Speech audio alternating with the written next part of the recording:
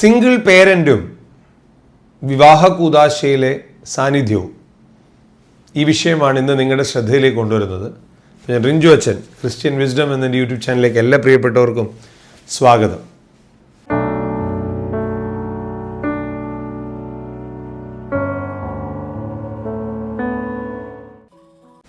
ചെറിയ കാര്യങ്ങളായിട്ട് നമുക്ക് തോന്നുമെങ്കിലും അനേകരുടെ ചിന്തയിൽ വേദനിപ്പിക്കുന്ന പല സംഭവങ്ങളും ഉണ്ടായിട്ടുള്ള കാര്യങ്ങൾ കൗദാശികമായ അനുഭവത്തിലുണ്ട്.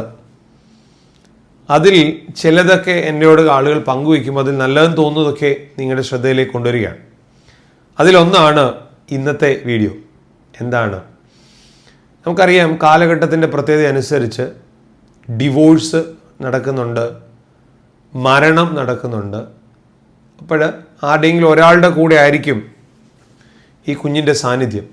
ആ കുഞ്ഞ് വളർന്നു വന്നതിന് ശേഷം കുഞ്ഞിൻ്റെ വിവാഹമായി, മരണമായിരുന്നാലും ഡിവോഴ്സ് ആയിരുന്നാലും ഒരു single parent, whether it is mother or father, ആരെങ്കിലും ഒരാൾ ഈ കുഞ്ഞിൻ്റെ വിവാഹം നടത്താൻ നിർബന്ധിതനാവുകയാണ് അല്ലെങ്കിൽ നിർബന്ധിതയാവുകയാണ്. ആ സമയത്ത് പള്ളിയിലേക്ക് കുഞ്ഞിനെ കൈപിടിച്ച് കയറ്റുന്നൊരു പരിപാടിയുണ്ട്. ആ പരിപാടിയിൽ എങ്ങനെ വേണം? ഇതൊരു ചോദ്യമാണ്. രണ്ട് കാര്യങ്ങളിൽ അവിടെ വ്യത്യസ്തതയുണ്ട്. ഒന്ന്, ചിലർ പറയുന്നുണ്ട് വിധവ പിടിച്ചു കയറ്റാൻ പാടില്ല. എനിക്കറിയില്ല, ഇന്നും നേരം വെളുത്തിട്ടില്ല എന്നുള്ളതിൻ്റെ അർത്ഥം അത്. വിധവ പിടിച്ചു കയറ്റാൻ പാടില്ല എന്നുള്ളത്. രണ്ടാമത്തേതാണ് ഇച്ചിലൂടെ രസകരമായി തോന്നുന്നത്. അമ്മയില്ലെങ്കിൽ അമ്മയുടെ അനിയത്തിയോ ചേട്ടത്തിയും കൂടെ പിടിക്കുക, അപ്പുറ സൈഡിൽ അപ്പം പിടിക്കുക. അപ്പനില്ലെങ്കിൽ അപ്പൻ്റെ ജ്യേഷ്ഠനോ അനിയനോ അല്ലെങ്കിൽ കാർന്നോ സ്ഥാനത്ത് വേറൊരാൾ പിടിക്കുക, എന്നിട്ട് കുഞ്ഞിനകത്തേക്ക് കൊണ്ടുപോകാം. ഈ ചോദ്യം എന്നോട് പറഞ്ഞ വ്യക്തിയോട് ഞാൻ 3 ഉത്തരങ്ങളാണ് ഇതുമായി ബന്ധപ്പെട്ട് നൽകിയത്. ഉത്തരം നമ്പർ 1, നിങ്ങളോടിത് ആരാ പറഞ്ഞു തന്നെ? അത് ഞങ്ങളുടെ നാട്ടിലെ പണ്ഡിതരായ ആളുകളാണ്. ദൈവത്തെ ഓർത്ത് ഇമാതിരിയുള്ള പണ്ഡിതരോട് പറയുക, ഇനിമേലിൽ ഇങ്ങനത്തെ ഉപദേശം കൊടുക്കരുത്. അറിയത്തില്ലെങ്കിൽ, അറിയാവുന്ന നല്ല കാര്യങ്ങൾ പറഞ്ഞു കൊടുക്കട്ടെ, കുഴപ്പമൊന്നുമില്ല. അറിയത്തില്ലെങ്കിൽ ഇങ്ങനത്തെ ഉപദേശങ്ങൾ കൊടുക്കാതിരിക്കുക എന്ന് തന്നെ പറയണം. കാരണം സഭയുടെ മുമ്പിൽ ഇതൊന്നുമില്ല, ഇങ്ങനെയുള്ള ആചാരങ്ങളൊന്നുമില്ല. രണ്ടാമത്തെ കാര്യമാണ് സിംഗിൾ പേരൻ്റ് എന്ന് ഞാൻ പറഞ്ഞതിൽ ഡിവോഴ്സ് എന്ന് പറയാം. എന്നെ കഴിഞ്ഞ ദിവസം കാണാനായിട്ട് എൻ്റെ സ്കൂളിൽ ഒരു രക്ഷകർത്താവ് വന്നു. ഞാൻ നോക്കുമ്പോണ്ട് കൈ അടിച്ച് നീര് വന്നിരിക്കുക. എന്താ? ഭർത്താവ് മദ്യപിച്ചിട്ട് വന്നിട്ട് അടിച്ച. എന്തിനാണ് ഇങ്ങനൊരു ജീവിതം? എത്ര കാലം സഹിക്കും? എത്ര കാലം ശരീരം നോവും? അപ്പം ഞാൻ വ്യക്തിഗതമായ രീതിയിൽ, മാനുഷികമായ തലത്തിൽ ഈ സഹിച്ച് ജീവിക്കുന്നതിന്, അതുകൊണ്ട് ഡിവോഴ്സ് എന്ന് പറയുന്നത് വീണ്ടും തോന്നിയ രീതി ജീവിക്കാനല്ല, മറിച്ച് തൻ്റെ അവസ്ഥ, മനുഷ്യ ശരീരം എന്ന് പറഞ്ഞാൽ പ്രധാനപ്പെട്ട, മനുഷ്യ ജീവിതം എന്ന് പറയുന്നത് പ്രധാനപ്പെട്ട, ആ ജീവിതത്തിൽ സഹിക്കാവുന്നതിനൊരു പരിമിതിയുണ്ട്. അതിന് മുകളിൽ എങ്ങനെ സഹിക്കാൻ കഴിയും? അറിയില്ല.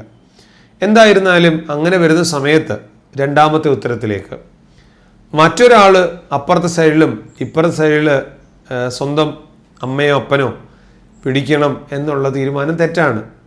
ഒറ്റയ്ക്ക് ഒരാൾ കൊണ്ടുപോയാൽ എന്നാ കുഴപ്പം? തന്നെ കഷ്ടപ്പെട്ട് ഇത്രയും കാലം, ജനിച്ച് 2 വയസ്സായപ്പം അപ്പം മരിച്ചു പോയി, ആ പ്രായം മുതൽ 10-24 വയസ്സ് വരെ ആ കുഞ്ഞിനെ വളർത്താൻ അമ്മയ്ക്ക് ഒറ്റയ്ക്ക് അറിയാമെങ്കിൽ എന്തിനാ വേറൊരാളിൽ കൈ പിടിക്കാനൊക്കെ പോകുന്നത്?